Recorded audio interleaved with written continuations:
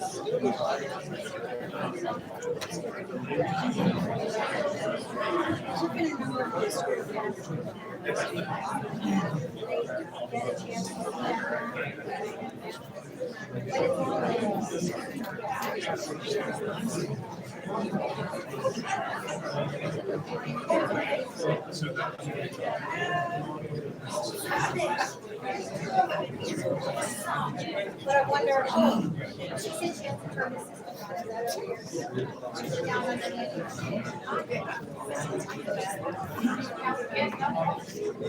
that over? Down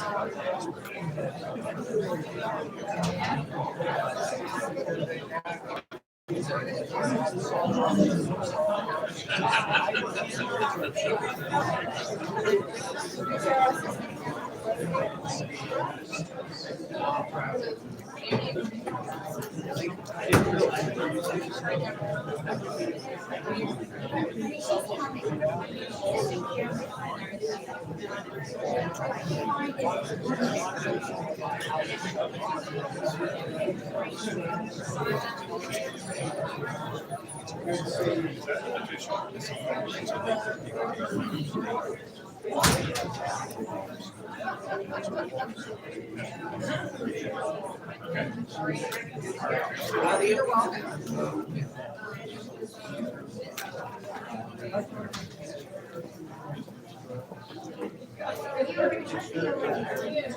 Thank you for streaming this. I appreciate it. What was your name? I'm Frank. Frank, it's nice to meet you. Yes, ma'am. Thank you.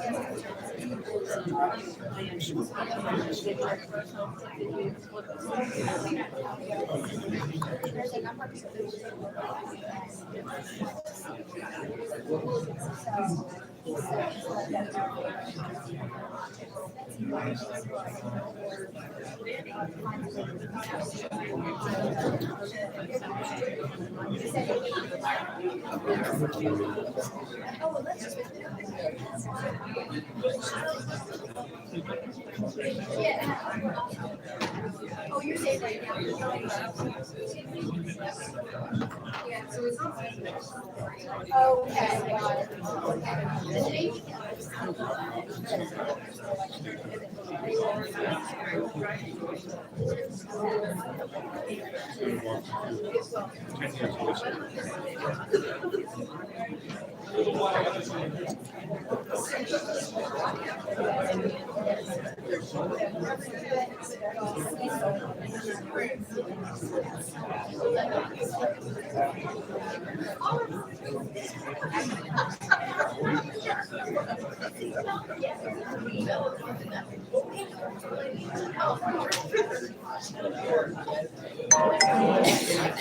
Good evening, everybody.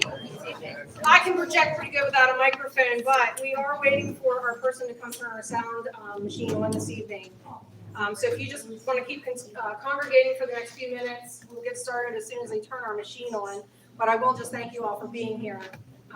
I'm glad this room is this full of people. You know, it's been 10 years, and you kind of wonder, are you going to keep coming out? Do people still care? And do people care about our community and being united as a community? So thank you. So whenever she comes in the door and gets that switch on, I promise we will get started. I will take a minute and just introduce to you Karen Newman, who is one of our speakers this evening. She is Stop Path West Virginia. She has been a huge help and very instrumental in the last 10 years helping myself and all of my volunteers to navigate this project. And tonight we also have Daryl Lawrence from the Office of Consumer Advocate from way up in Harrisburg. And the Office of Consumer Advocacy is, you know, they're our friends. They're there for us. They're not there for the industry. And Daryl has been very instrumental in also answering questions and helping me to get correct information to all of you in our community. So I just want to give a big thank you to them for being here this evening.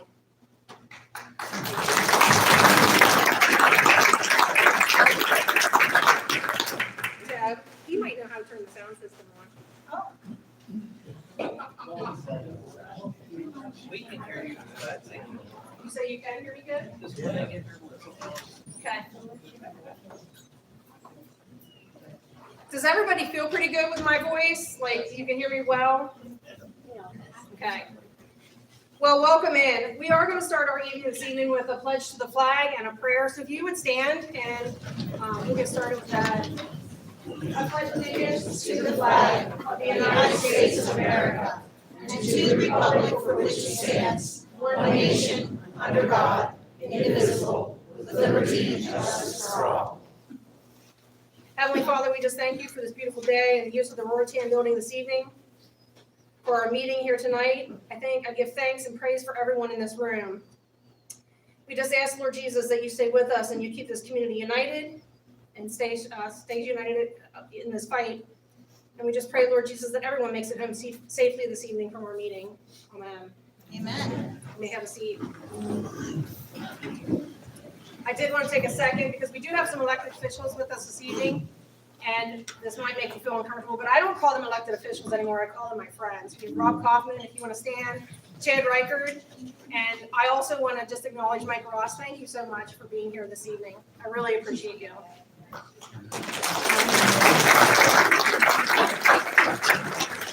We had a township supervisor, Dawn Clapper. Dawn Clapper. Dawn. Just wave your hand, Dawn. Or is he turning us on?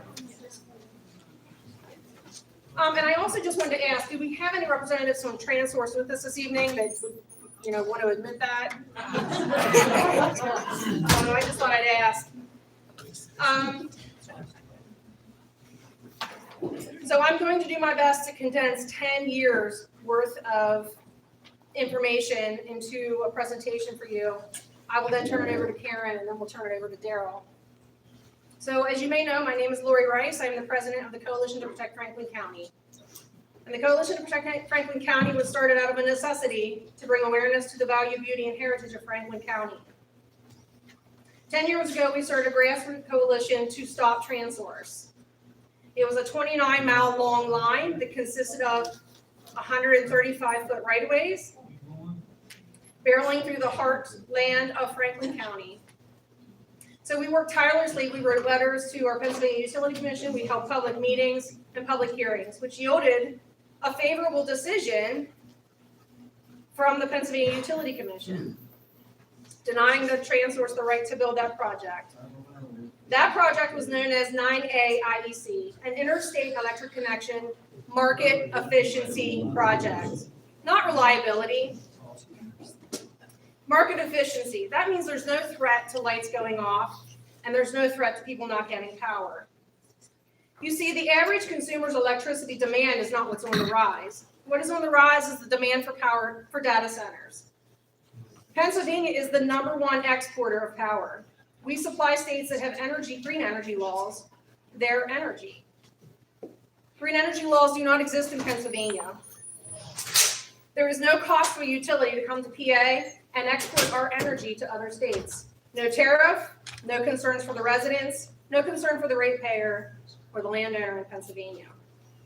In fact, it's expected that you should allow your land to be raped for its high quality soils, devalue your homes, and rid you of your good health. That's just not simply where I think progress should be heading. And at some point, the energy sector and the agricultural world need to unite their efforts, move forward with what is right when it comes to the concerns of citizens, especially those with agricultural lands.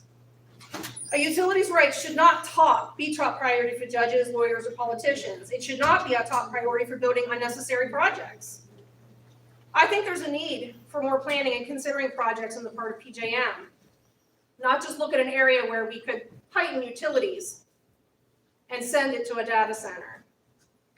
I don't believe there's enough foresight that goes into planning on the part of PJM. I've spent many hours in their TAC meetings, listening, wasting my life away, while I hear them talk about generation and shutting generation off over here and turning generation on over here, and then all of a sudden they scramble back to their process, and they say, wait a second, if we do that, we create an issue, so we can't shut this generation off. I think if a power line has not been built in the last 10 years, it doesn't need to be built. We have some recent studies from PJM that talks about how this project, if it would have ever been built, cause uncontrollable congestion and unreliability to our grid. And I believe that is still the case. It is very archaic, chaotic, and maybe archaic planning on the part of PJM. When it comes to progress and change, it does not mean hanging hundreds and hundreds of miles of power line in the air. It does not mean hiring people to hang those wires for job stability. It means innovating people's minds to build localized generation without strings or extension cords, disturbing our natural resources and our agricultural lands. At some point, these worlds, the energy and agricultural sector, are going to need to be on the same page, looking out for the best interest of both, and that currently does not exist. It's utilities like Transource bullying their way through, threatening landowners in hopes of hanging hundreds of miles of lines, we call extension cords here, to fix a problem that somebody else created. It leaves landowners very vulnerable. Shortly, Kara Newman will do the presentation on the PJM planning process and their cost benefit when it comes to that particular project.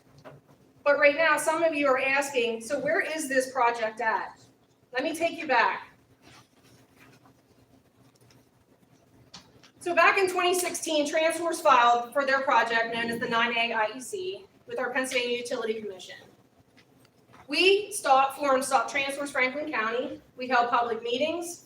We had landowner visits with our judges.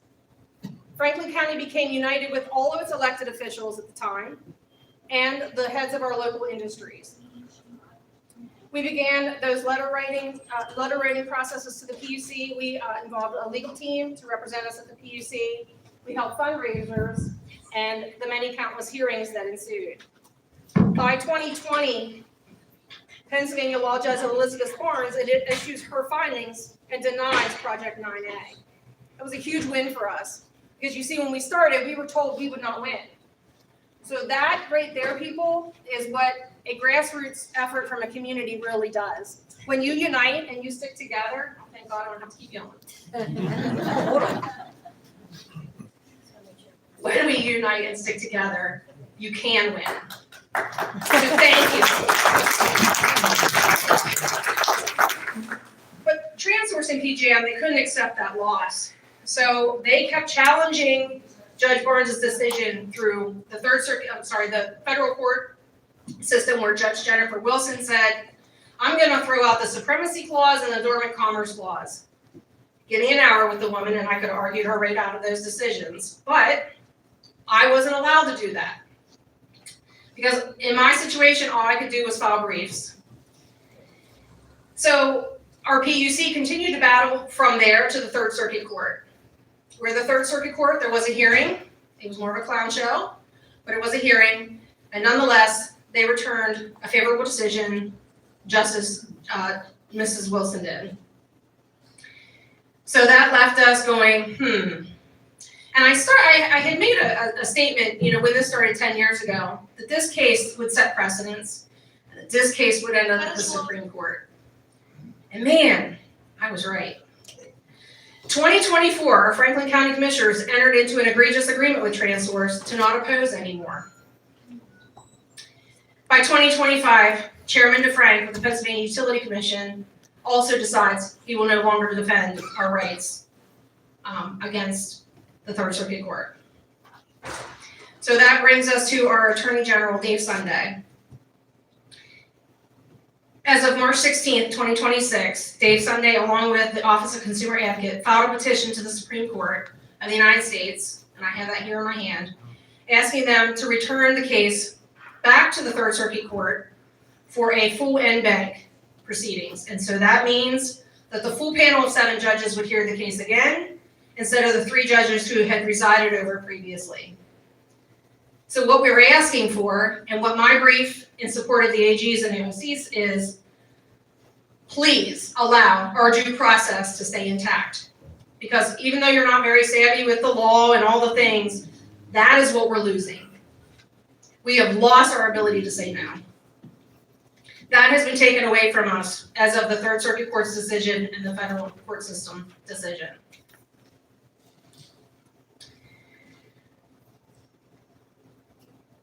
So my position will again hold the argument of you've denied us, you're denying our due process. But the Constitution is pretty clear, and it says that no person shall be deprived life, liberty, or property without due process. So let's keep that in check, right?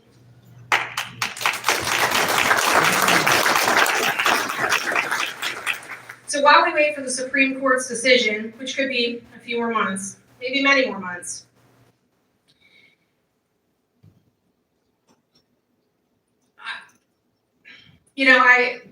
there's a lot of issues here. It gets a little emotional for me. I do apologize. It's just hard to think we live in the greatest country in the world, and yet we have to actually battle out for our rights. There is an act I want you to look up this evening, or sometime when you have some free time. It's called the Federal Powers Act, and according to that Federal Powers Act, it is up to the state to make these decisions, not the federal government. And it is our right as citizens to voice our opinions and to oppose projects that are not beneficial to us. So in lieu of waiting on the Supreme Court to weigh in on what I will call now Project 1, there is the significant threat of Transource going back to our PUC and filing for a new project, and that project is known as Rice to Ringgold. So we'll call that Project 2. And it is prospected to be built through Franklin County, just the portion through Franklin County. So if you've been following along for 10 years, it was a much bigger project when it started out. And it involved York County into Franklin County and into Maryland. So it appears that PJM and Transource, with their favorable court rulings and a non-opposition agreement with our commissioners, they've decided just to revive that portion through Franklin County. But the fact that our commissioners made that agreement with Transource to not oppose the project any longer now leaves our county very vulnerable to this project, and quite frankly, any project from being built here, because they can be bought. And in a private meeting with one of the solicitors for the county, he wanted to remind me that power lines were built every day. He didn't understand why I thought this was such a big deal. Well, I just want to clarify for everybody in the room and for anybody you might talk to from here on out, power lines of this magnitude are not built every day. And there's a reason for that. So as landowners, you may be asking yourself, so what are my rights and what do I do at this moment in time? I just want to reiterate, Transource does not have a CPC, which is a certificate of public convenience. They do not have the right to be on your land. They do not have eminent domain, and you have no obligation to communicate with them. So if and when they file, Daryl, who will walk us through the OCA, the process, to help us be more prepared, it will be going back to the drawing board like we did 10 years ago, writing letters, holding meetings, and public hearings. Pray God. I'm going to go ahead and introduce Karen here and let her talk to you and present her portion of the evening. Thank you.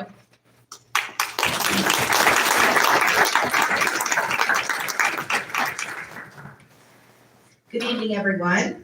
Some of you may remember me from the last time Transource tried to build a project here. But for those that don't, my name is Karen Newman. I'm from Shepherdstown, West Virginia.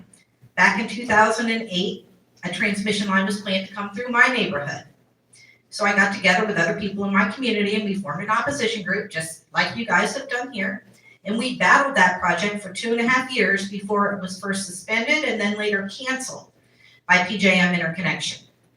Since that time, I've been helping other transmission opposition groups around the country to get educated, to strategize, and to organize to oppose other transmission projects that are threatening them. And we've had a lot of success. And part of the success was the first time that the Pennsylvania PUC denied Transource's application. I consider that a success. And here we are again. So, okay. One of the things I've been doing for the past couple of years is attending PJM's Transmission Expansion Advisory Committee meetings, or TEAC.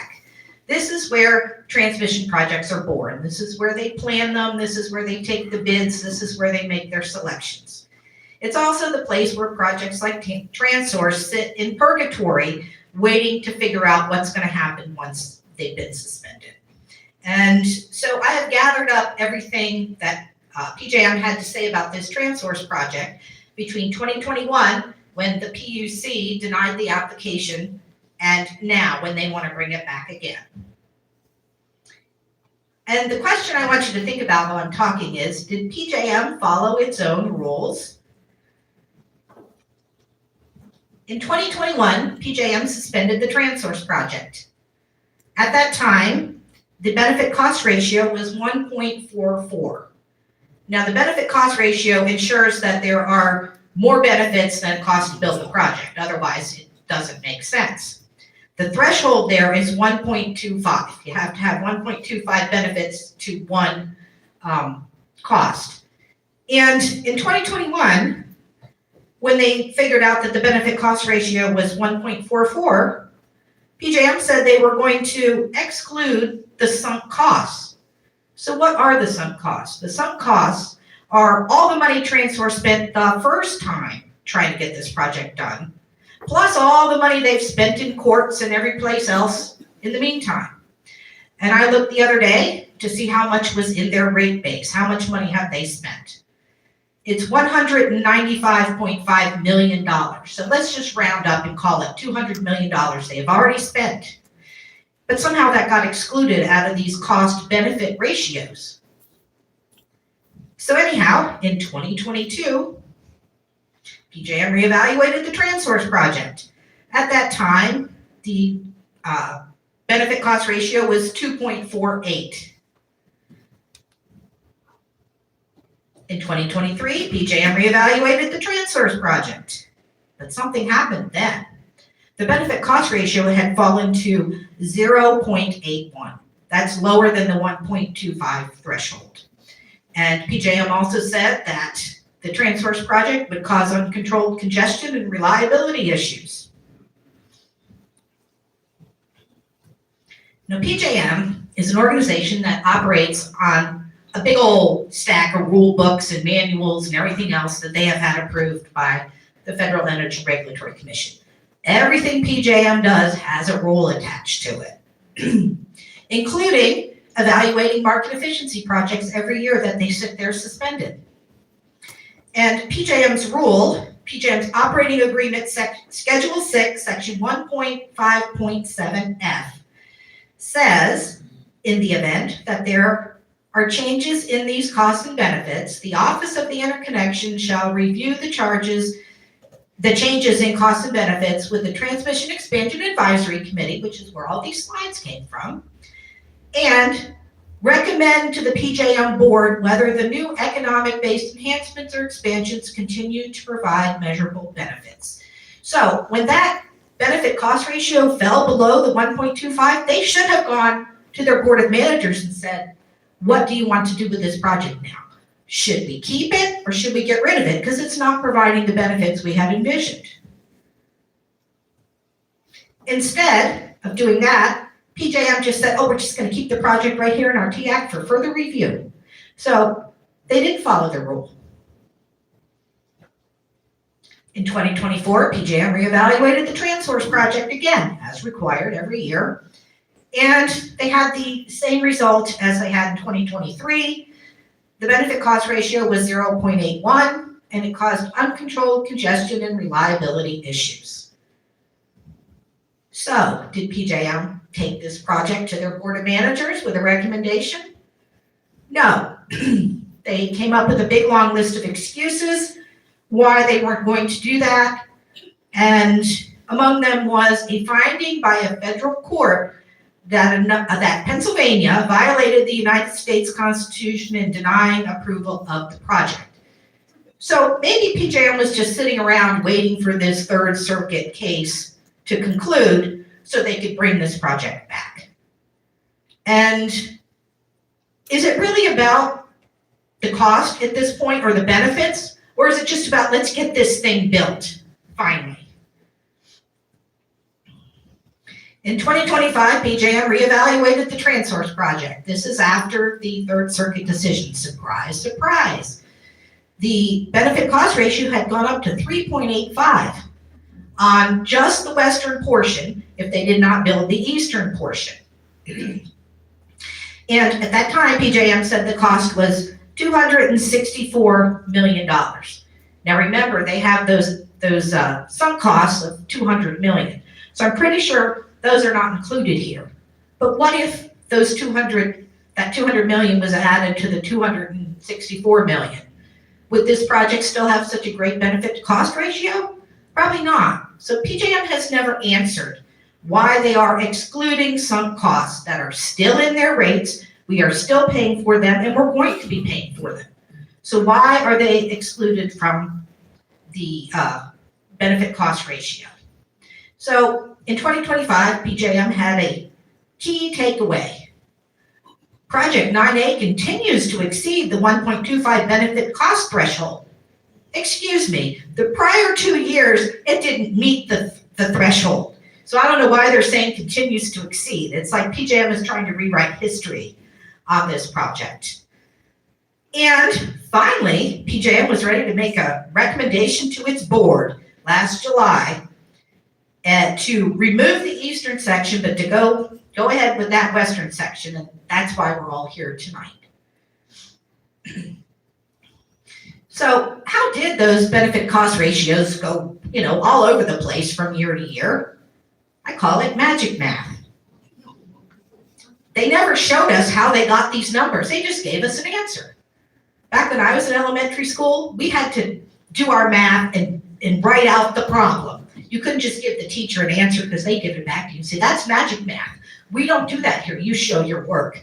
Well, PJM hasn't shown us their work. And because of the Third Circuit, I guess they think they don't have to anymore.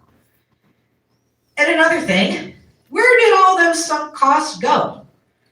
I can't see where they abandoned the eastern part of the project and wrote them off.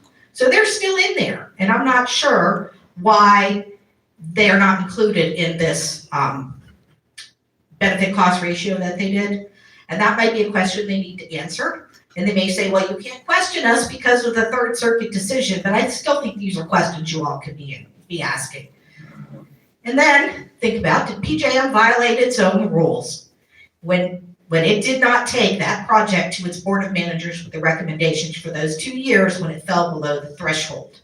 That's another question that PJM and Transource need to answer. And so now I will turn this over to Daryl to tell you all about the Pennsylvania process.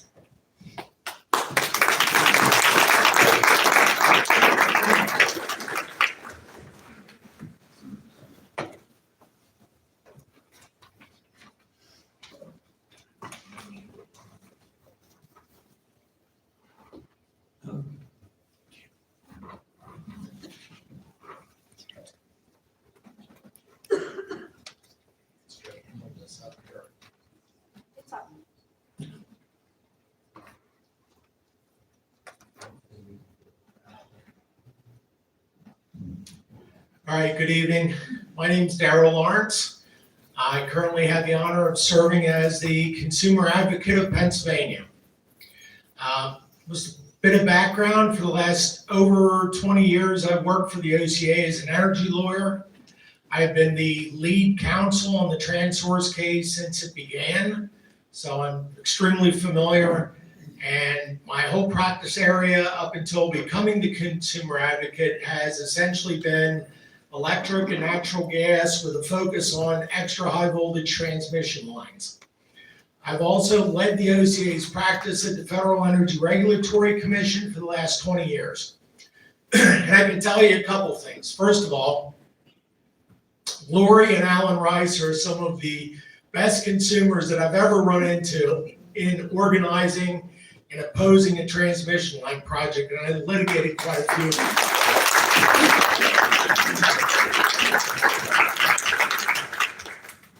And I'd also like to tell you that my friend Karen Newman, who I haven't seen in a long time, we together litigated a very large transmission line case at FERC quite a few years ago, the PATH case. And I can tell you this, Karen knows more about transmission line cases and formula rates than practically any attorney that I know. So when she tells you something, believe it.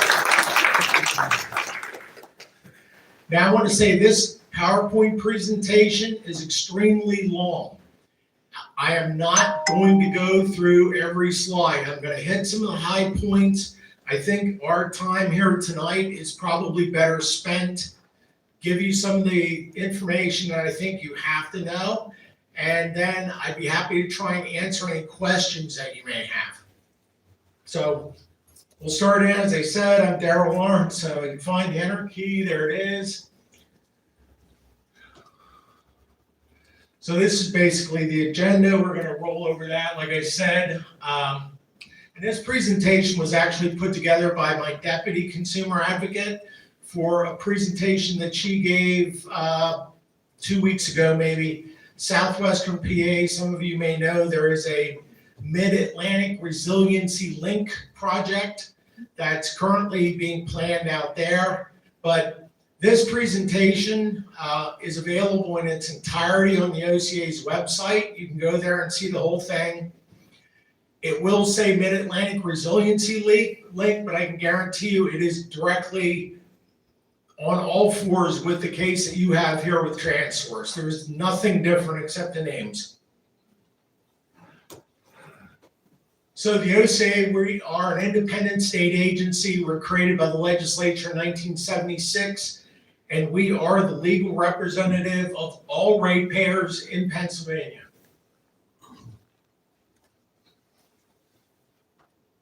It's just a sort of a highlight of our office. We have right now, I think 18 attorneys on staff, 4 paralegals. We have a staff of about 30 people right now.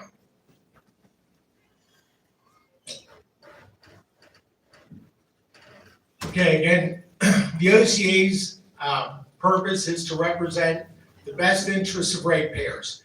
We are not the decision maker, we're the advocate.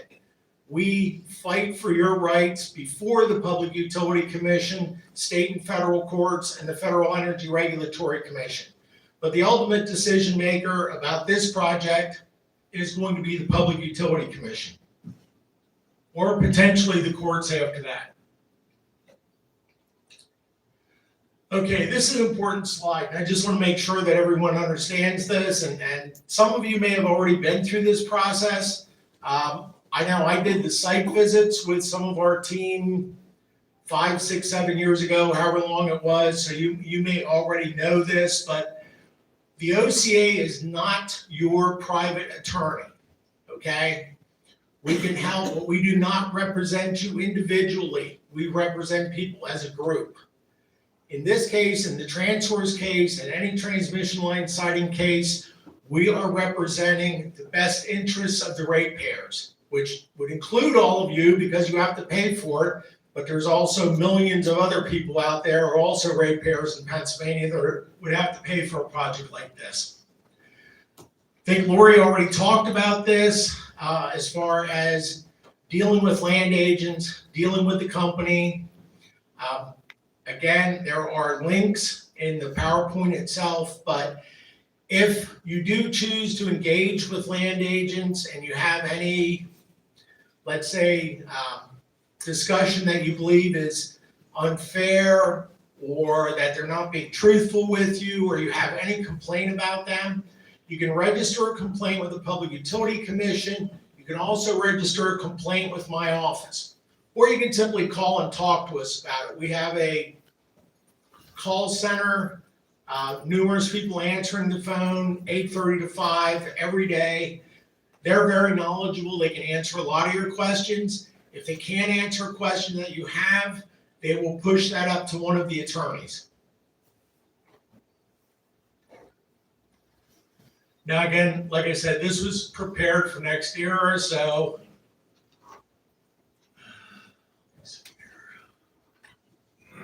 all right, Karen already talked about PJM. I don't think we have to go into any more details about that. It's again part of the Memorial project.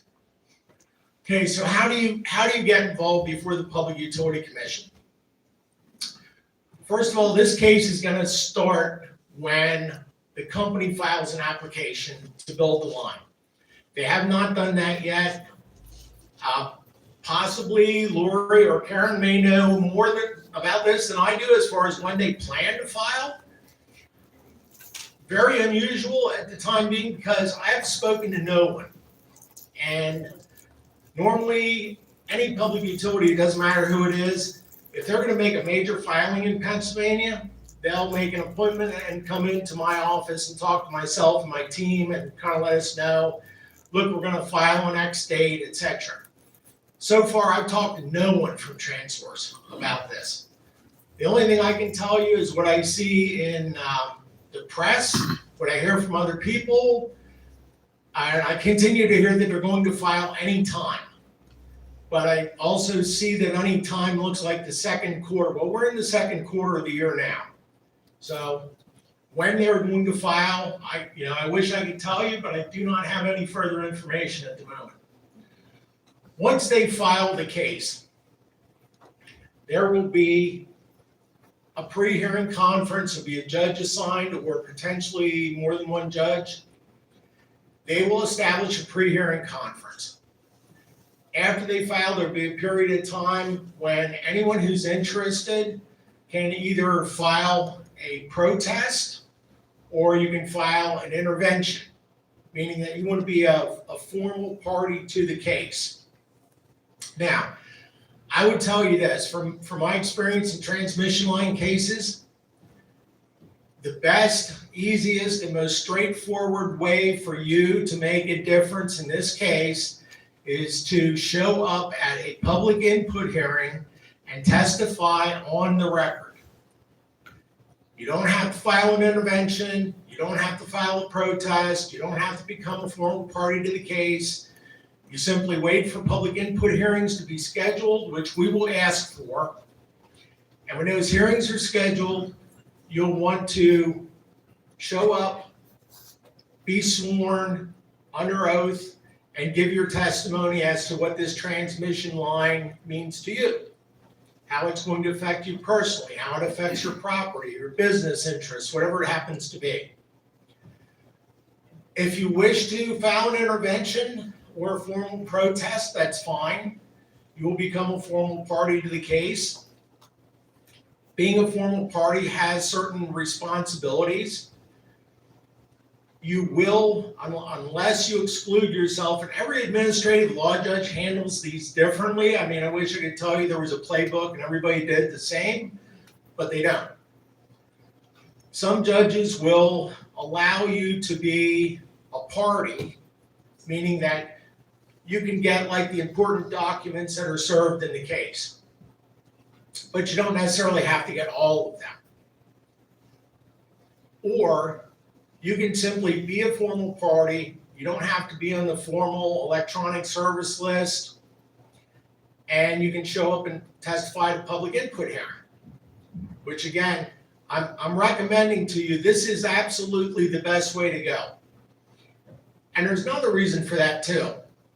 In various other transmission line cases, I've seen petitions that get submitted to the Public Utility Commission with thousands of signatures on them. Hundreds of people filed interventions. Yet the public input hearings were not that well attended. That's what makes a difference. In the first round of this case, I can tell you, outside of potentially a case I did almost 20 years ago now, never seen that kind of turnout at public input hearings. The commission sees that. They take notice of that. The judges see that. And as talked about earlier, as Lori said, if you can get to a really good decision from an administrative law judge, you're at least halfway home. The commission can either agree with the judge, they can overturn the judge, they can do something different.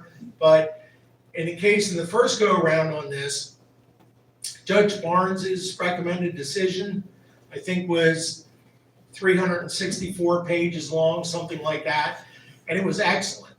And she had every point she needed to hit. We won decisively. And when it got to the commission, they really did not have a lot of choice but to agree with her. So, public input hearing, participation, I want to tell you, is critical. As far as filing a protest, How do we know the dates? How will we find out the dates of those? sure, and I'm getting to that. I was going to do that in the Q&A part, but that's fine. I'm anxious. I'm sure, that's good. When the application is filed, the OCA will post it on their website. Also, anyone who is a directly impacted landowner that is on the preferred route is going to be personally served with a copy of the filing. That's a Public Utility Commission regulation. They have to personally serve you with a copy of the filing if you are a directly impacted landowner and you are on the preferred route. Now, there will also be at least one alternative route, maybe more, but there'll be at least one alternative route. If you live along the alternative route, you will not get a hand-delivered copy of the application. So just to be clear about that. But when they file the application, we will post it on our website. After we post it on our website, we will also put out social media blasts. I'm sure we will let Lori know, although she'll probably know before I do. But we will get the word out. After that, there will be a docket number assigned by the Public Utility Commission. The Public Utility Commission site is I would say pretty user-friendly. And if you go to the site and you look for documents and you have the docket number, you can plug that docket number in and it will show you everything that's happened in the case so far and everything that's going to happen. And again, if you stay tuned into the OCA's website or other social media, we'll be sending out notices. So we will keep folks informed about important dates.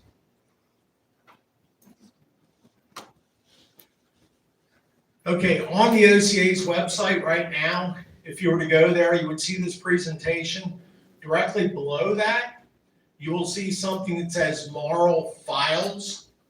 In those files, there are a sample intervention and also a sample protest. It's pretty much like fill in the blanks. So if you want to file an intervention, if you want to file a protest, there's samples there. And if you have questions about that, our folks can walk you through the process. It's not very hard.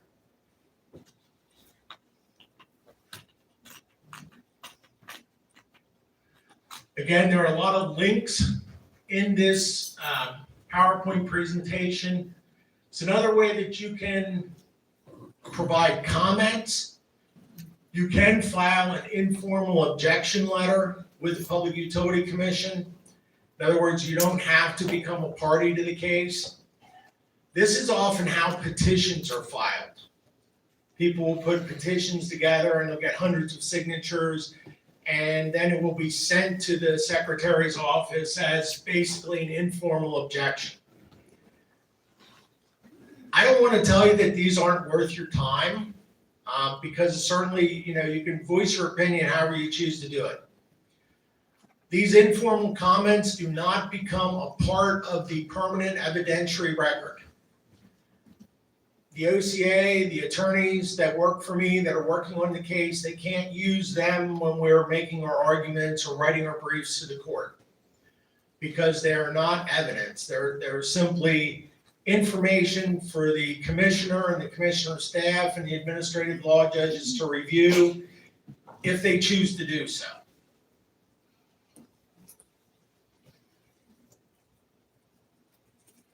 Okay, we talked about public input hearings. I'm sure some of you have probably already been through this. This is a formal court proceeding. They will be done somewhere in this area, often in a room like this. You'll have an administrative law judge. You'll have a court reporter. These will be advertised well in advance. For in-person hearings, and almost all transmission line cases are not done telephonically, they're done in person. All you need to do is show up, You sign in at the door, yes, I want to testify. When it's your turn, the judge will call you up. They will ask you your name and your address and a few other qualifiers. They'll swear you in so you're under oath, and then you can say what you wish to say. If you have a written statement, and you know, we tell people this is a good way to go. Write out what you want to say in advance. And also if you have exhibits that you'd like to enter. You have whatever it may happen to be, you know, a picture of your backyard and how it looks now, and you know, maybe how it's going to look if there's 200 plus foot towers in your backyard, right? There's a lot of things that you can submit into evidence, but write out what you want to say ahead of time, bring it with you. You don't have to read the whole entire statement into the record. You can offer that statement into evidence. You can give copies of it. You bring copies of it with you, and you can give a copy of it to the judge and the court reporter, and you can read into the record what you want. But your entire statement becomes part of the record. That's important because now it is sworn and it's evidence. We can then use that in our legal briefs or legal arguments to the courts.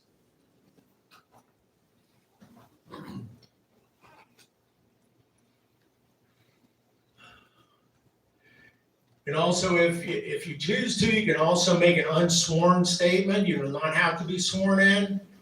I don't recommend that, but obviously that's your personal choice. Unsworn statements do not become a part of the record. We cannot rely on them as evidence in the case.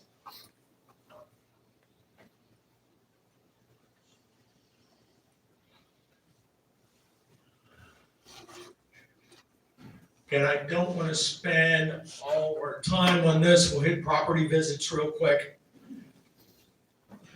We will, depending upon public outcry, public demand, and this is really where it comes from. We can ask the commission to schedule site visits, which we did the first time around in this case.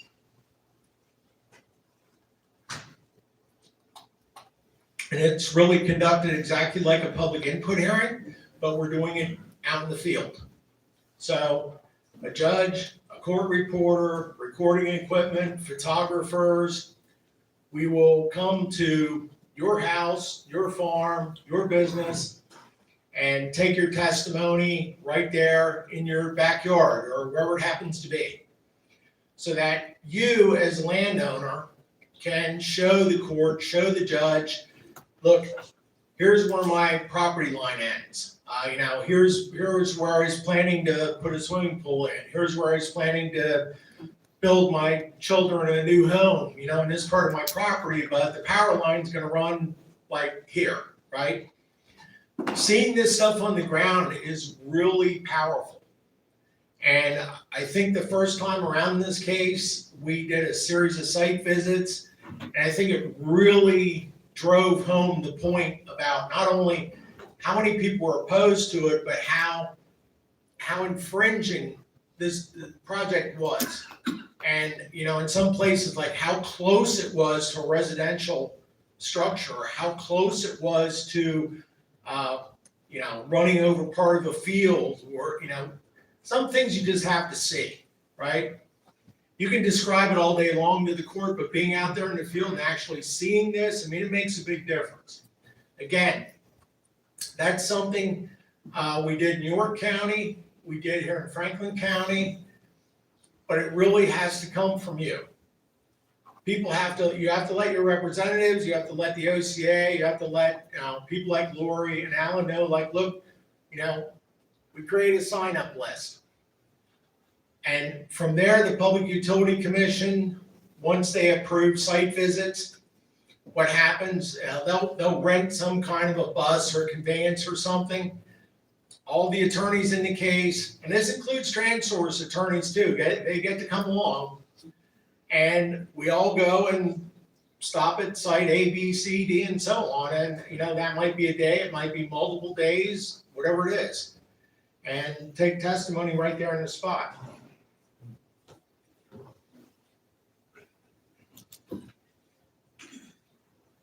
All All right, a lot about the PUC process that probably don't really need to know a whole lot about right now, but just in brief, I think it's already been discussed. The administrative law judge will make an initial decision as to either approve the line or not. From there, the parties that disagree with that decision have a right to file what's called exceptions. After those are filed, it will go to the Public Utility Commission. They will make the final determination, at least from the commission standpoint. Once the commission has made a determination, there is a 30-day period that it could be appealed. From the commission, it would get appealed to the Commonwealth Court, which is what happened the first time. We won the case before the commission. Transource appealed to the Commonwealth Court. We won the case at the Commonwealth Court. In the meantime, they also appealed to the Federal District Court, and as Lori explained, we did not win there, and that's why we have the Third Circuit decision that we have now. That thanks to the Attorney General, Dave Sunday, and conversations that I had with him and his staff, we decided that, we could not allow that Third Circuit decision to stand, which is why they now have a petition for cert at the Supreme Court of the United States. And so at this point, we are waiting a decision. That's all I have. Sorry, it probably went longer than I wanted to go, but I'm happy to try and answer any questions that anyone has. Daryl, I'm going to ask you a question for the group. There's a lot of people that are worried about the timeline. Transource has this whole line being built and, up and running in a year. And just for public reference, is that even possible? Okay, there is no legal time frame within which the Public Utility Commission must decide this case. So this case, well, as you can tell now from the history, the first part of this case started in 2017. It's 2026. It's still not over yet, right? Once they file this application, there is no time deadline that the commission must act. In every transmission line case, it is the company's objective to move quickly. They want the schedule to go really fast. They want to get to a decision so they can start building the project. On the other hand, consumer advocates, my office, and others who are involved, we want to stretch the process out. Not simply because we wish to delay, but there's a lot of information that we learn along the way that we need more time to develop. We need more time for discovery. In the original part of this case, I can tell you that it was probably the most heavily litigated case that the OCA has ever been involved in. We spent an astronomical sum of money on expert witnesses. We also produced over, I think it was 55 sets of discovery. And some of those discovery sets had responses that ran into the tens of thousands of pages of documents. So you could fill a good sized room with the amount of paper that we created, but a lot of that came knowledge that we learned along the way. And some of it was public input hearings. As much as we know about these cases, and as much as our outside expert witnesses know and our attorneys know, it's almost always the people on the ground that know the information that we really need, that we didn't see. So people testify at a public input hearing where they call the OCA and they give us information. That gives us something to go back and ask more questions about. And so it goes like that. And we're going to continue to investigate until we're satisfied we've gotten all the answers that we possibly can. And if that takes 18 months or 2 years or whatever it is, then that's what we're going to advocate for. Do we have any other questions? I've got two. Yep. One, can you go over some of the basic steps of bringing about a public input hearing? And two, is the same process applicable to the fight against AI data centers? All right, let me make sure I understand the question. You want to go like ABC through public input hearing? How do you Okay. Once the company files their citing application, the application will be assigned to an administrative law judge. There'll be a period of time, once the company files, there'll be a period of time, generally like 60 days, it could be 45 days, that people are allowed to submit interventions, protests, etc. Towards the end of that process, the administrative law judge, or the ALJ as we call them, they will schedule a pre-hearing conference. In advance of the pre-hearing conference, the judge will ask the parties to the case, like my office, to submit a pre-hearing memorandum. That pre-hearing memorandum is going to, from our standpoint, it's going to say, these are the issues we see in the case. Here is a proposed schedule for how long we think this case may take. And here are requests that we have. One of those requests is going to be hold in-person public input hearings in the service territory where the project is being built. Also, we will ask for site visits based on consumer input. So we will ask for those at the public input hearing, or at the pre-hearing conference. I've never seen a transmission line case where public input hearings were denied. I can tell you this, if your local legislators ask for them, that's always a plus. That's always a help. And again, this is information that we're going to draw from the community. We can look back in the first part of the case and say, okay, for Franklin County in 2019, how many public input hearings did we have? Where did we have them? What were the dates? What were the times? That's probably our starting point. But again, after the pre-hearing conference, it doesn't mean that we can't go back to the well, right? Let's say we get 2 in-person public input hearings scheduled out here in Franklin County.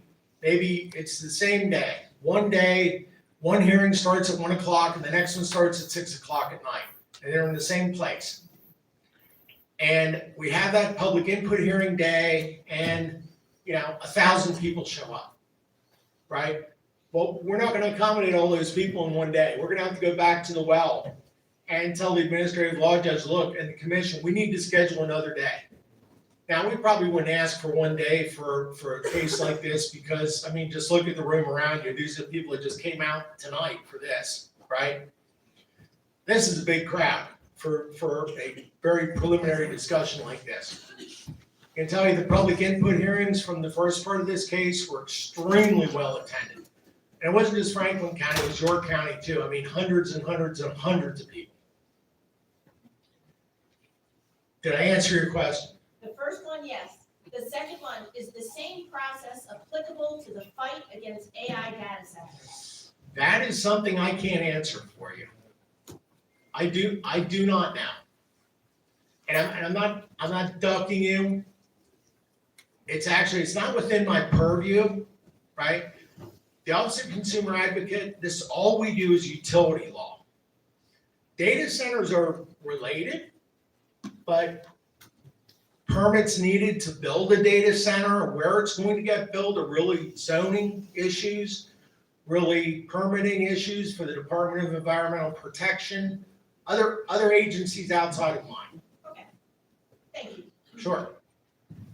The House Bill 1834 saying that the PUC is developing a temporary or permanent regulation for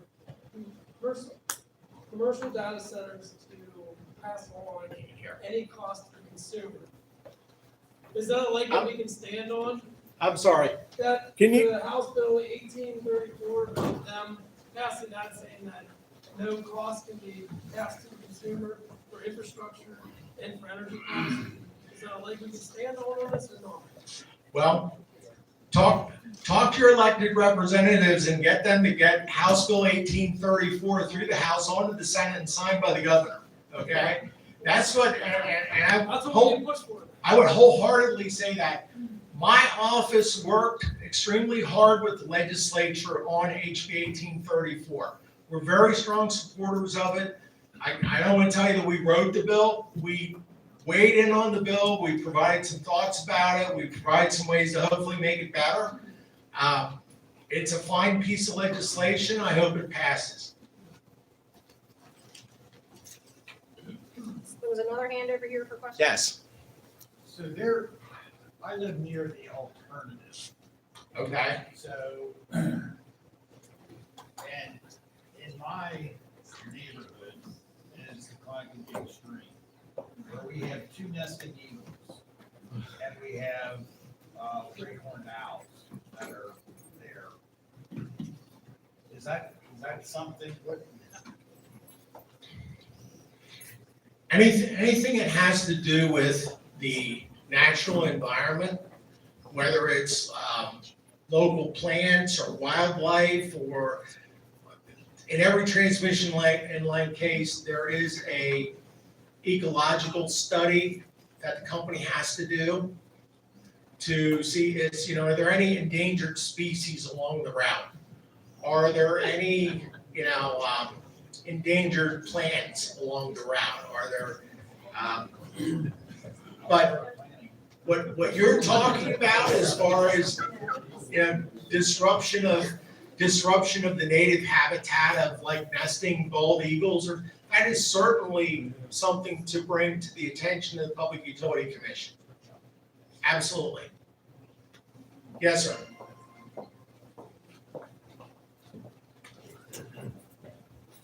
Can Transource come in and take our ground without our permission and domain? Where does that stand? Transource can only condemn your property once they have the approval of the Public Utility Commission. They have to have that approval first. Okay? They cannot, and just to be clear about this, because this question comes up all the time, they cannot condemn your house. They cannot condemn what's called a reasonable curtilage around your house. And that's an abstract term, curtilage, but what it's supposed to mean is it's your house and your yard and kind of like what surrounds it. So your house and your backyard, and at the end of your backyard, you have a shed that's 100 feet away. Everybody's property is kind of different in that situation, but what's directly around your house is kind of viewed as your curtilage. So, they can't condemn that portion. Now, if the Public Utility Commission approves the project, they will have the power of eminent domain. If you do not make an arm's length agreement with them for whatever easement they want to cross your property, they will take the eminent domain. They will take the decision from the Public Utility Commission, and they will take you to the local court of common pleas, Franklin County, and they will sue you for, the part of the easement they want. And at that point, after the commission, this is important too. After the commission decides, if the commission decides to approve their application, the fight over eminent domain is over. It's no longer whether or not they can take your property. They can take it. The only question at that point is, how much do they have to pay you for it? That's the only thing that the local court of common pleas is going to decide. How much is that easement that they want from you, how much is it worth? So just on that point, obviously, those of you who may be directly impacted, it's your property, you can do with it as you wish. But I would seriously urge you, if you're gonna talk to any of their land agents, talk to a reputable local real estate agent, someone that knows the value of property. If you choose to enter into an easement agreement with a company, have them help you negotiate that, or a local attorney who practices in the area of wills, trust, land interest. Because if you do choose to engage with them, if you do choose to voluntarily, sign an easement with the company, You can specify the details about many things within the easement agreement. You get to negotiate a lot of things within that, not just the dollar amount, but how do they treat vegetation? Do they manually remove it? Do they use pesticides? Are they manually applied? Or is there aerial spraying? Or, are there things on your property that, you don't want them coming in with a helicopter and, blasting herbicides over the landscape, right? Maybe you have, maybe you're organic or certified or whatever the case may be. You got a high value trout stream in your backyard. So I'm just saying, just like most of us probably would not go about selling our house on our own, figure out, I think it's worth this much, and, you would contact a professional. So if you choose to go that road, please get professional assistance. The site visits, are they just for property owners or neighboring properties as well? We've had site visits for anyone who feels that they're impacted generally from a visual standpoint. So let's say that the line's not on your property, you live across the street, but it's, in between you and your view of, the mountains or whatever it happens to be. We've had site visits that are not on directly impacted landowners' property because they were worried about the aesthetics or the view shed. So yeah, certainly possible.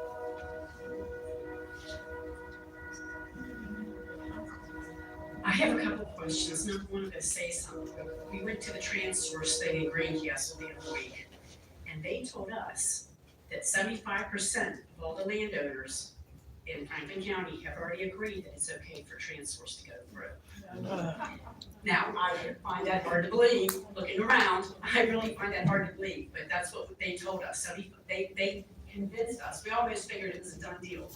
They had us convinced almost that they said 75% of all the landowners have already said they agree with it, that they're okay with this going through. Okay, so I thought I'd let everybody know that, what the answers they are. I'd be pretty shocked they said that in a public forum. Yeah. I believe you, Right. but I'm saying that's pretty shocking they said that in public because that's a standard line when they come to your door. Well, Right. and when we walked over there, they weren't announcing it to a group. They were Yeah. talking one-on-one, so they Ah. passed. Okay. That's when they told us. Yeah, but that is the standard line when And they they come said to that your they would door. help, this would bring our electric down. They actually said, oh, this going through will help you guys bring your, and I said, how do you figure? They said, well, go through Pennsylvania, go to this substation Maryland, it'll come back to you guys, and it'll bring your rates down. I said, I've never in my life seen any rate ever go down after it goes up, number one. Okay, so my question is, first off, I'd like to know the names of the cowards, commissioners that crawl underneath the table with their hands out to get paid off. Okay, so wait, tell me their names. Dean Hurst, John Flannery, and Bob Zebrowski. Thank you. Yeah, if we could just go back to the land agents for a minute, and this is also on the slide, but, and there's links there. But like I said before, if anyone has a complaint about land agent conduct or the company, anything, not just land agents, the company itself, statements like that, you can file a complaint to Public Utility Commission, or you can file a complaint with my office, you can call my office, and because these are important things for us to know, to follow up on as the case goes on, because we'll propound discovery to the company about such things. It was very intimidating. It was shocking, actually, how ballsy they were. Sorry if I offended anybody, but, I was sort of surprised. My other question is, I hear about the landowners, which my heart goes out to you. I'm one that, the person who owns the land where I'm going to be looking at it, I'm not the landowner. I'm about 300 feet off. But I am up on a hill that I'm gonna look eye level with all this, and I'm right between the gas line behind me and the power line right in front of me. Now, the other year, we had sprays come across and kill a whole bunch of our trees on our property. What was the name of that place that they could come up and they didn't want to get into it because they didn't want to offend any of the farmers? Harrisburg came up and said, and Penn State came up and said, oh, yeah, the sprays that come across the field probably killed all your trees, but we don't want to offend anybody. So, okay, what if these clowns are spraying and again, destroy our property? Do we have any rights as, because we are not the landowner themselves or the adjacent pond there? Well, certainly you don't have the same rights that the landowner would have because they have an easement, so they have a legal contract with the company. But anybody that's spraying anything that's going to harm vegetation, doesn't matter who does it or where it happens, is gonna be subject to some kind of, penalty violation. I'm imagining the people you talk to were from DEP, I guess. And then my neighbor out of Penn State come down because he was irate. We lost 15 trees, big trees. Big, nice trees. And every time they sprayed, it would just come up the hill and just start killing it. That And they sounds, said that they didn't want to get these out because they didn't want to interfere with the farmers, was his exact word. And we don't have any problem with the farmers. We'd much rather see the farmers do the crops than have transplant, sure. But we're just wondering what our rights would be if something happens that's, our property is affected, even though it's not sitting on our property, so to speak. Well, it's hard to say, but on a case, on a case like that, I mean, as a lawyer, I'd say that's classic cause and effect.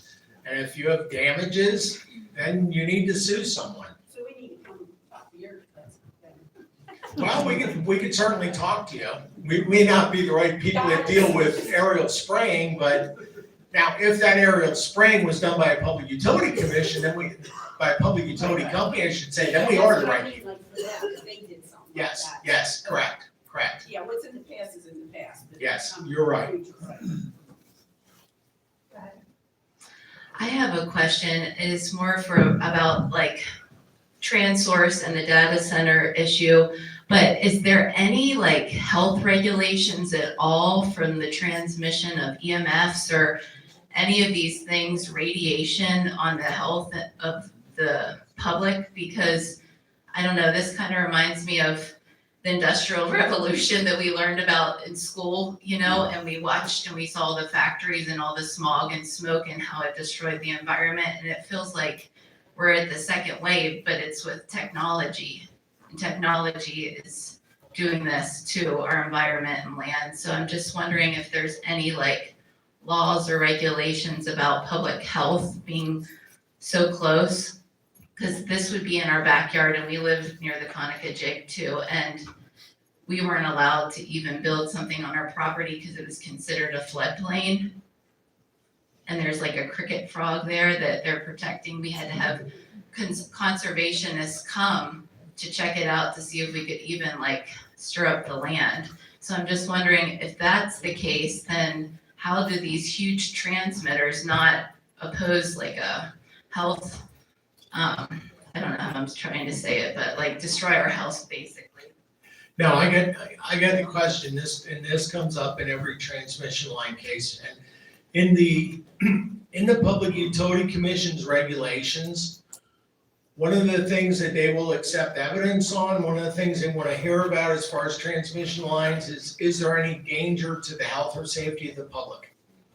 In order for them to approve a transmission line, they must be able to answer no to that question. No danger to health or safety of the public. Now, EMFs, electromagnetic fields come up in every transmission line case. I'm still holding out hope that maybe someday the Public Utility Commission might at least decide to go the way of California. The California Public Utility Commission has deemed EMFs as a class 1 carcinogen. In other words, cancer causing. Now, I can tell you if EMFs come up in this case, and I'm sure they will, and I'm not sure that it's going to come from the citizens. It might come from our office. I'm still looking for an expert with maybe a bunch of like letters behind his name that will actually testify to such things. And I'm not telling you that I believe EMFs cause cancer. I want to be clear about this. I just think it's still an open question. There's a lot of evidence that's going on about it. The utility company will, if challenged, sometimes they do it right away, sometimes they only do it if challenged.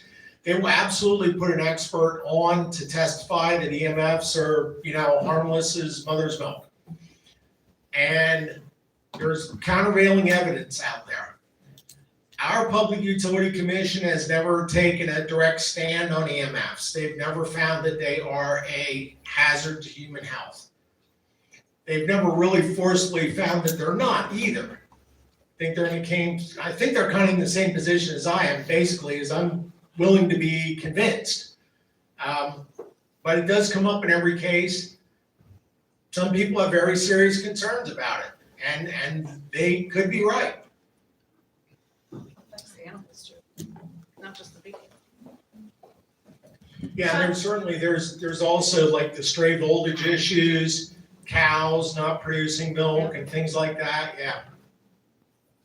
So I had two questions. My first question is sort of just a validation. My understanding is that the PUC is somewhat the gatekeeper for approving utilities in Pennsylvania. They're like the gatekeeper to say yes or no, correct? Yes, So then they said no to Transource. And then Transource said that that was unconstitutional. And then it went to the federal level with the three-circuit court. Is that what happened? yeah, that's part of what happened. Because that makes no sense. Because it's like if the PUC was given the authority to be the gatekeeper, and then this utility comes in and because they didn't get their, so-called utility comes in and did not get the answer they wanted, what truly gave them the right to go above the head of the gatekeeper that had been designated to say yes or no? I don't understand that. Sure, let me just talk that for a minute. So, as was talked about earlier, the Federal Power Act, which is a federal statute, provides that the states have the authority over siting of transmission lines. So that seems very clear, right? And it has been clear for, 20, 30 years at least, probably before that. So the Public Utility Commission has the authority to approve or deny transmission line case, which in this case, they denied.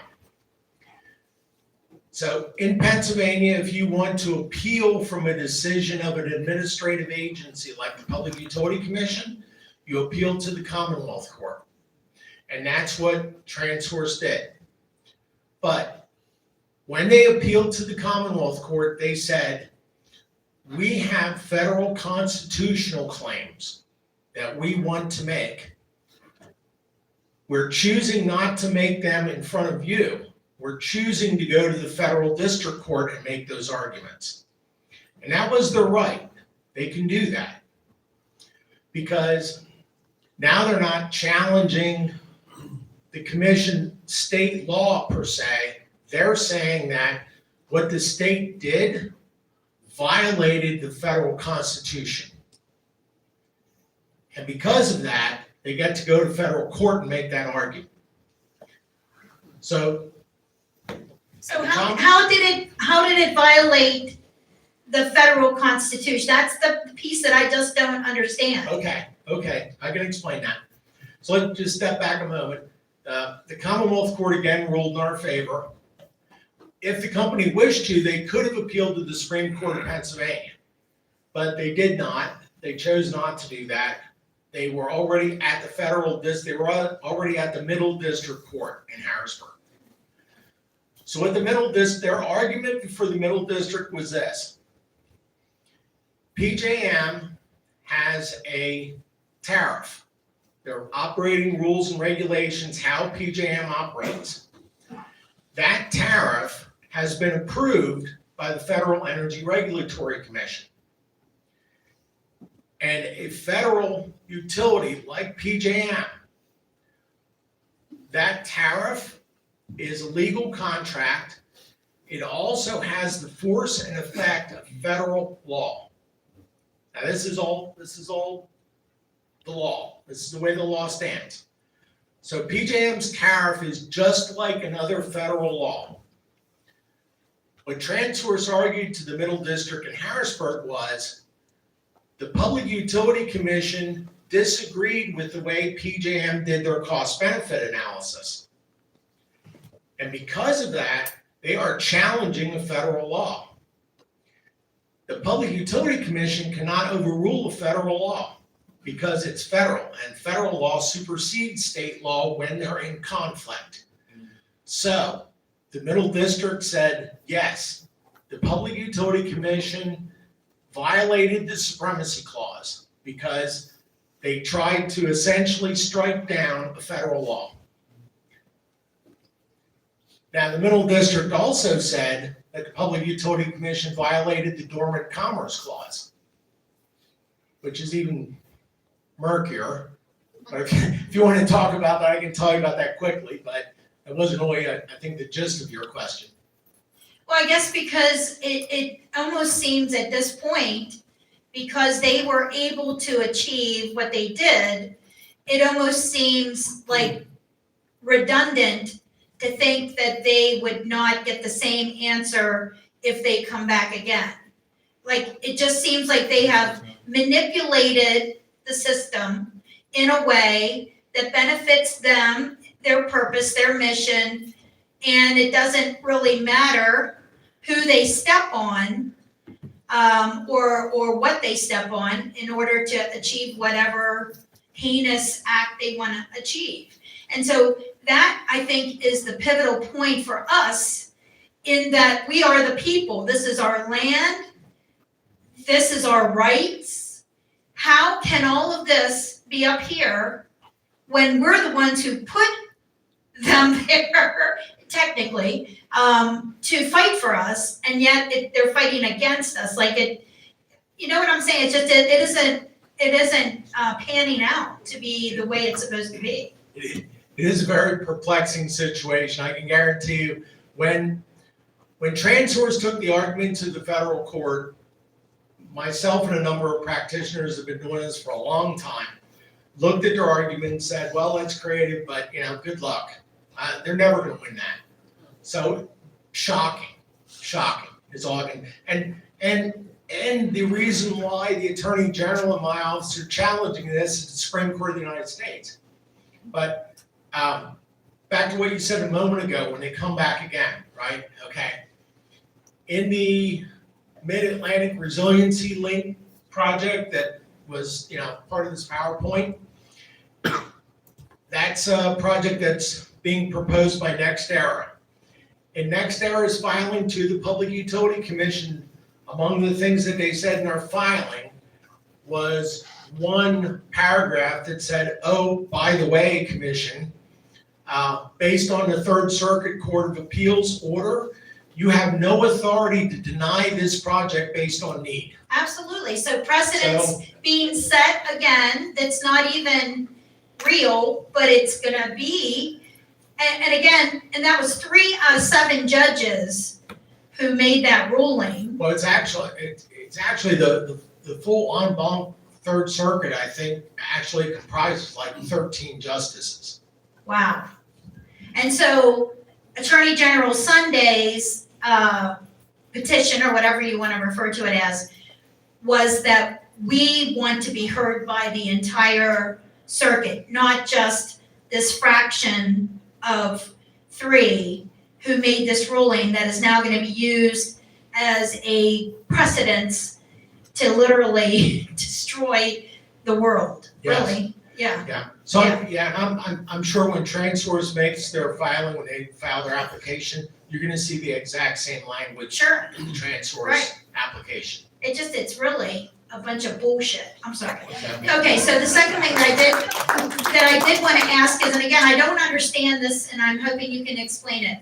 So Transource has already purchased a large farm for the intention of that's going to be like the place where they do, what's it called? Substation.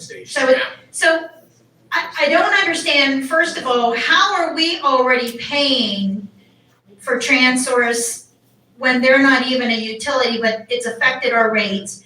how were they able to go and already purchase a substation? How were they already able to go and purchase 75% or whatever lie they gave of all these landowners? Like, and how were they able to give money to the county? I mean, I don't understand, where is all this money coming from when they haven't even been recognized as a Pennsylvania utility? Look around the room. That's where the money's coming from. I'll explain. So, when a developer seeks to build an extra high voltage transmission line project, once they get approval from the PJM Board of Managers, and this is what's happening, some of you are sure aware of this Cameron Juniata 765 kV line that's scheduled to come through Pennsylvania. It's being proposed now. As soon as the PJM Board of Managers approves the project at PJM, the next thing that happens is the company is going to go to FERC, and they're going to make an incentive rate filing. And in the incentive rate filing, they're going to say, we want X number of incentives added to our return for this project. One of them is we want construction work in process, which means every dime we spend from now until forever gets put into rates right away, and we get to start charging ratepayers for it right away. That's an incentive that was approved by Congress 15 years ago. They also get what's called abandonment recovery. And Karen and I are very familiar with this from the PATH case.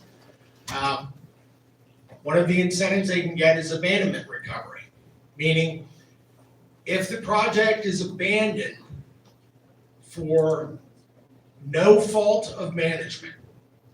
So we litigate this case, and this is what happened at PATH. You know, they never put a shovel in the ground. They spent $250 million.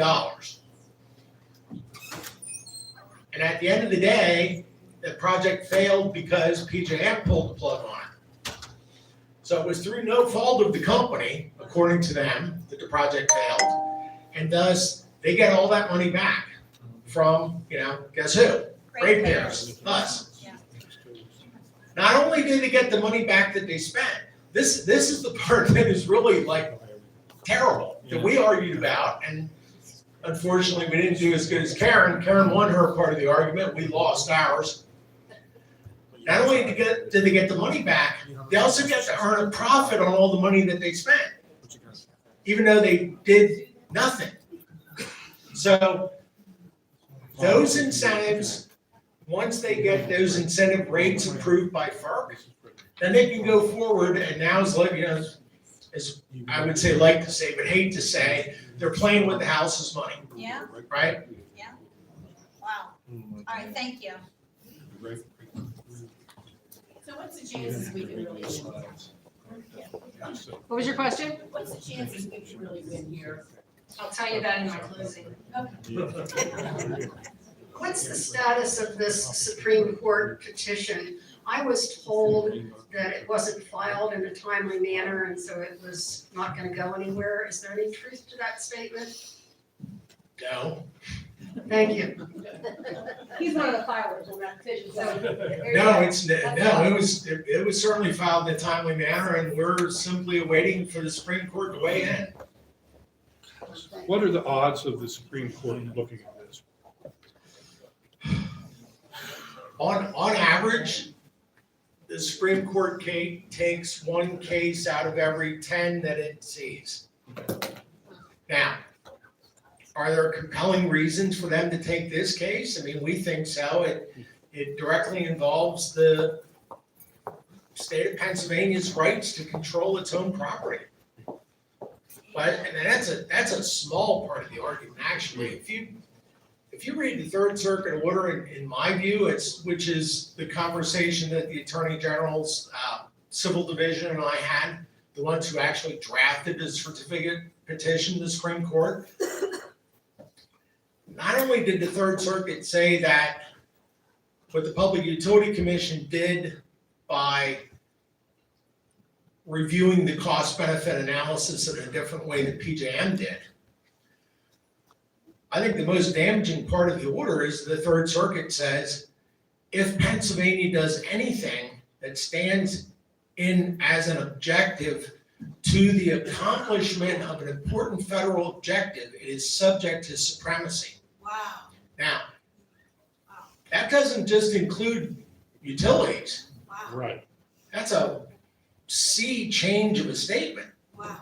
Which, again, as I understand it, the Attorney General's office is already starting to see that language in another case that has nothing to do with the utility world. Well, that gives it merit. Yes, So the concerned citizens have come together tonight, and rightly so, to begin to this fight about the Transource in their backyard. But considering the language, considering the fight ahead, to strengthen their argument, is there an ideal placement for such power lines if they're justified? Is there an ideal placement for, like, it would cost Transource more money, perhaps, that they would not want to spend, but is it better that it goes along the mountains where no one lives or something like that? the only thing that I've seen, I would tell you this.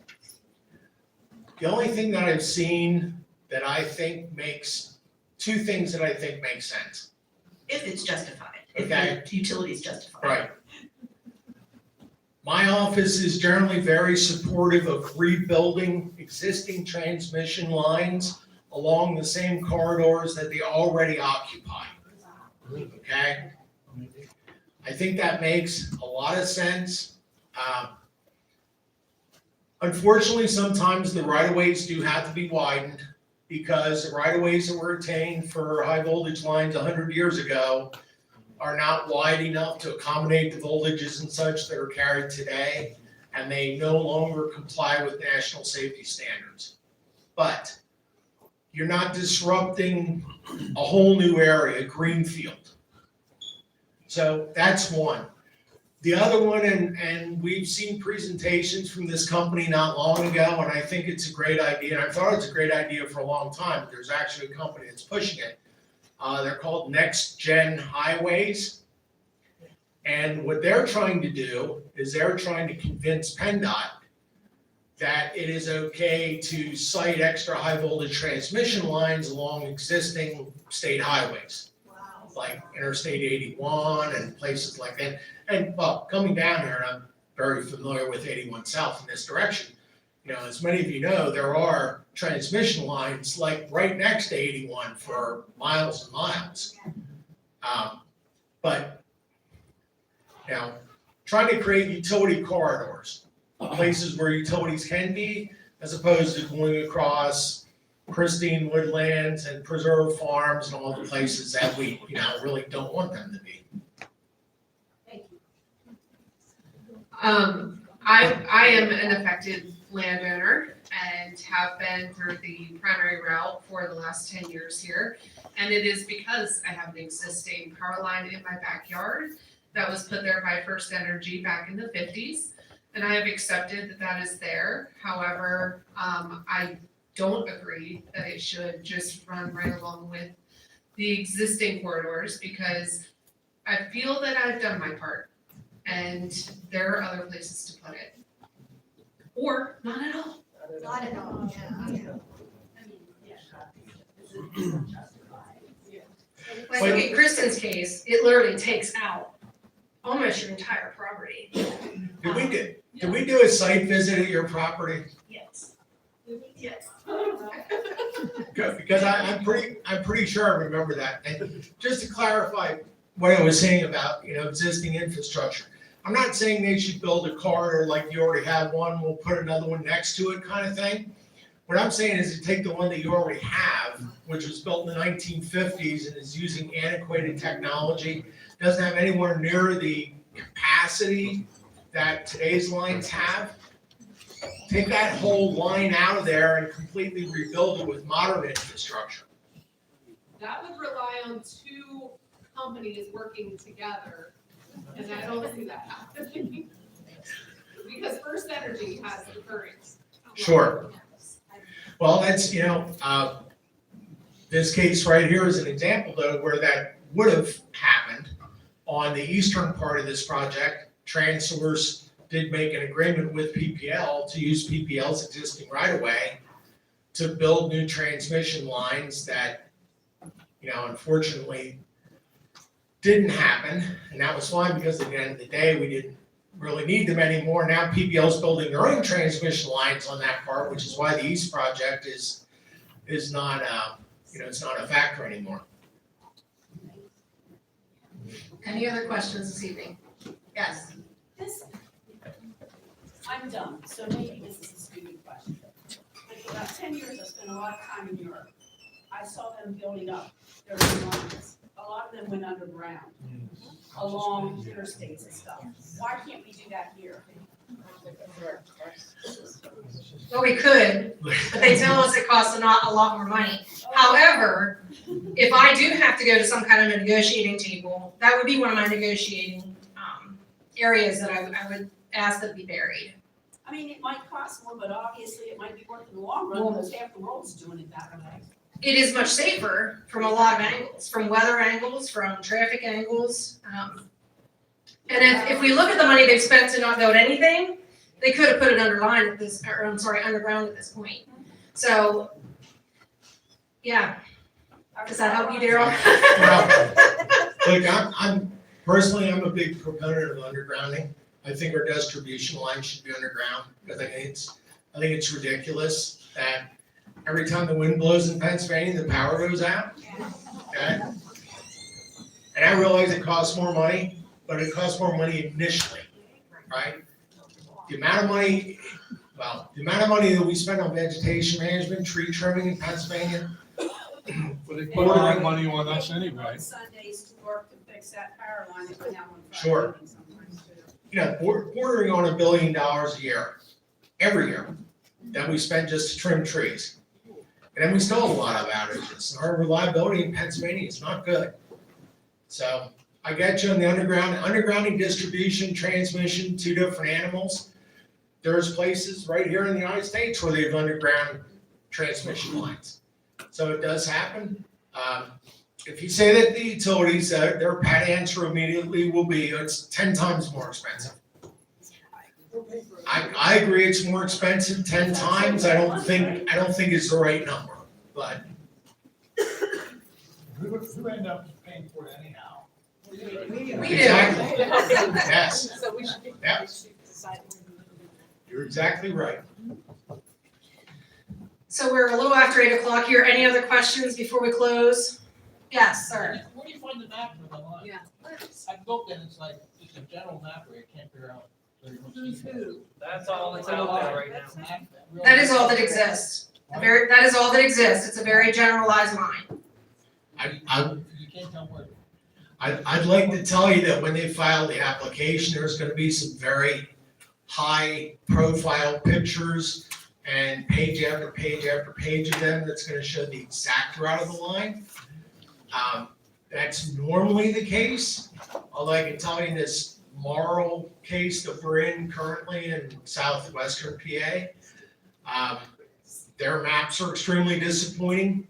They Even- used even- to be that way. Right. You could at one Yes. point type your address in this, Correct. type your address in this little bar, and it would show you exactly where it was. But then when they got ready to file the application, they took that feature away and made it very general, so you can't see where it's actually going.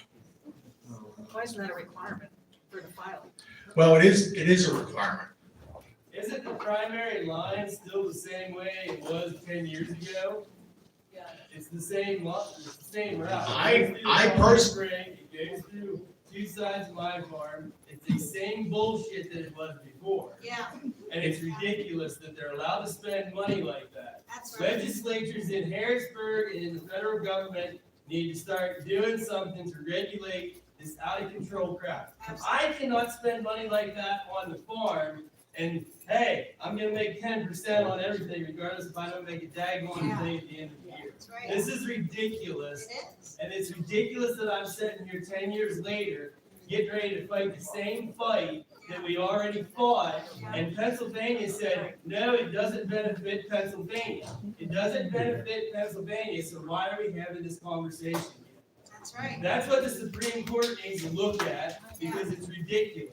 I'm already affected on two sides by stuff that I have no control of. Now they want to jam a power line up my rear end and put stray voltage through my limestone ground into my building. This is absurd. So any representatives that are here tonight, please look at stuff and get something fixed and figured out.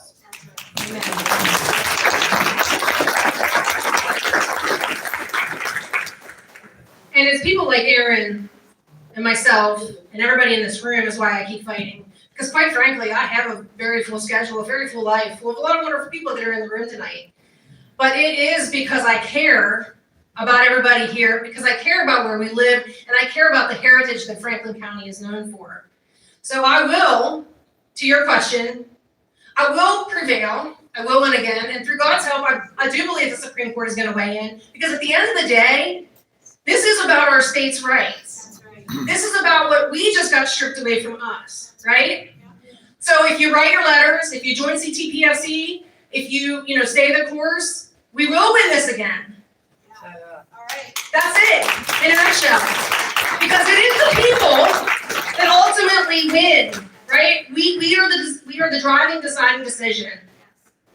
Especially what goes on in Harrisburg, and especially what's going to go on in the federal court system. And I pray God the Supreme Court finds our paperwork and does their job. That's what I'm begging for. And that's the only way we're going to have a decision like this reversed, really. So with that said, I thank every single one of you for coming out tonight. Was there a question I missed? Because I think I did. Go ahead. I'm just going back to the route. I'm sure 10 years ago, I don't remember getting anything. We come home from being away over winter. This is from Transource. It came through March 5th. That's the date on the envelope. Dear landowner, you're receiving this letter because your property is within the located proposed route for the Ringgold Transource. I don't believe that I was before, so I'm thinking they are looking at something different. Yes, they are. They're going to choose the path of least resistance. That is why Franklin County was chosen in the first place. In their first original filing, they filed that we were uneducated and undeveloped. Franklin County had a bullseye on its back.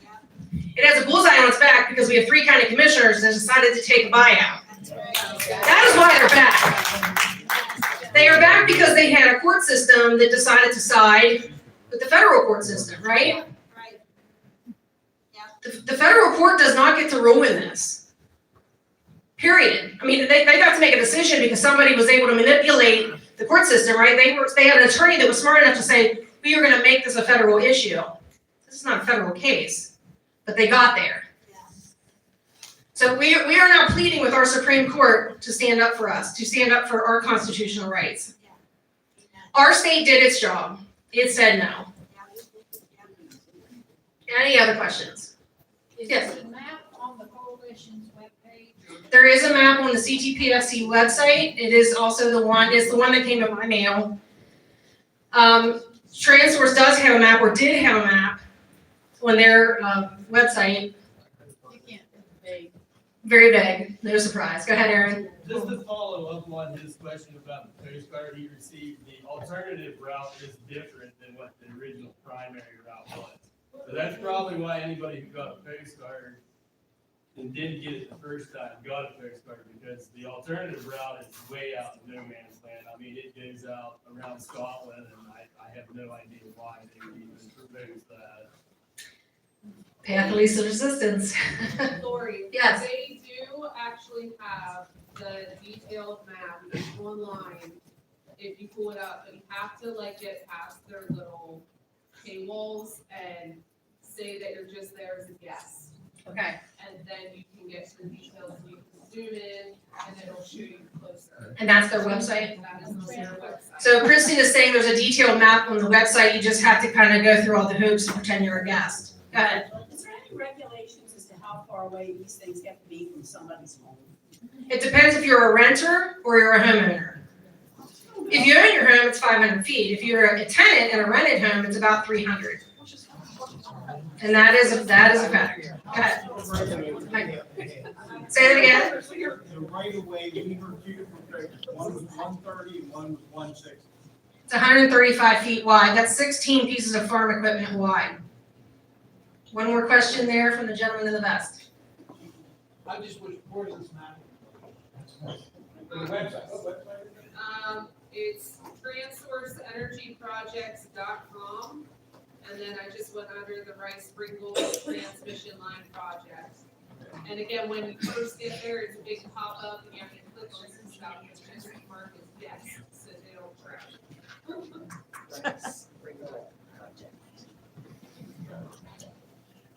All right, so in closing, I just want to again thank every person in our community who has written letters to officials, testified in hearings, prayed, and donated. Thank you all for coming out tonight. It is with a united community that we will prevail again. Keep in touch with us on Facebook. We have a website, some information in the back there if you'd like to pick it up. Please help yourself to the yard signs on your way out. Sign the petition to the commissioners. We are well over 600 signatures for that. And let's just stay the course. We got this. Thank you. Thank you.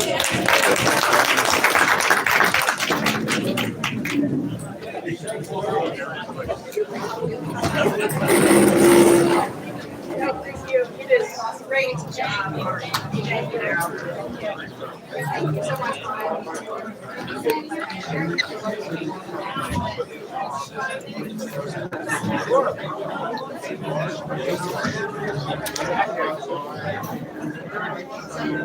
I talked to state legislators about that numerous times. We talked to them about the